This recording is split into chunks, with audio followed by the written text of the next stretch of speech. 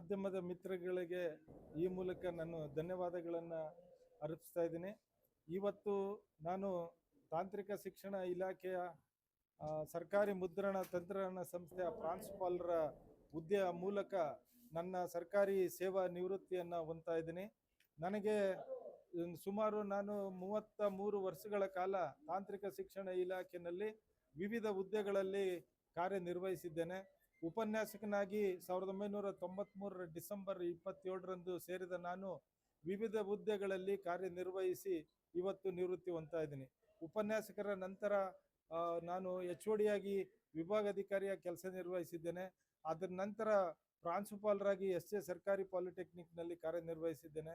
ಅದಾದ ನಂತರ ತಾಂತ್ರಿಕ ಶಿಕ್ಷಣ ನಿರ್ದೇಶನಾಲಯದಲ್ಲಿ ಸಹಾಯಕ ನಿರ್ದೇಶಕರಾಗಿ ಮತ್ತು ಉಪನಿರ್ದೇಶಕರಾಗಿ, ಜಂಟಿ ನಿರ್ದೇಶಕರಾಗಿ, ಅಂದಿನ ನಿರ್ದೇಶಕರು ರಜಾ ಅವಧಿನಲ್ಲಿ ಇದ್ದಾಗ ನಾನು ನಿರ್ದೇಶಕರಾಗಿ ಕೂಡ ಕರ್ತವ್ಯ ನಿರ್ವಹಿಸಿ ನಂತರ ಈ ಪಾಲಿಟೆಕ್ನಿಕ್ ಮೂಲಕ ಸರ್ಕಾರಿ ಮುದ್ರಣ ತಂತ್ರಜ್ಞಾನ ಸಂಸ್ಥೆಯ ಮೂಲಕ ಪ್ರಾಂಶುಪಾಲರಾಗಿ ಇವತ್ತು ನಿವೃತ್ತಿ ಹೊಂದ್ತಾ ಇದ್ದೇನೆ.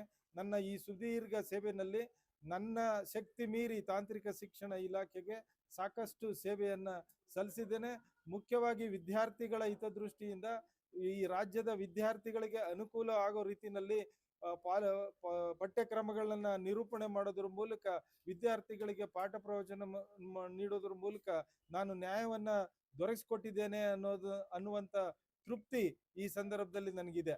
ಇದಲ್ಲದೆ ತಾಂತ್ರಿಕ ಶಿಕ್ಷಣ ಇಲಾಖೆಯಲ್ಲಿ ಕರ್ತವ್ಯ ನಿರ್ವಹಿಸೋದ್ರ ಮೂಲಕ ಅದರ ಜೊತೆಯಲ್ಲಿ ನನ್ನ ಒಂದು ಕಾರ್ಯ ಅವಧಿ ಬಿಟ್ಟು ಉಳಿದಂಥ ಸಮಯದಲ್ಲಿ ಅನೇಕ ಸಂಘ ಸಂಸ್ಥೆಗಳಲ್ಲಿ ನನ್ನನ್ನು ನಾನು ತೊಡಗಿಸ್ಕೊಂಡು ಸಮುದಾಯಕ್ಕೆ, ಸಮಾಜಕ್ಕೆ ಹಲವು ಹೋರಾಟಗಳನ್ನು ಮಾಡೋದ್ರ ಮೂಲಕ ಜನರ ಸೇವೆಯನ್ನು ಮಾಡಿದ್ದೇನೆ.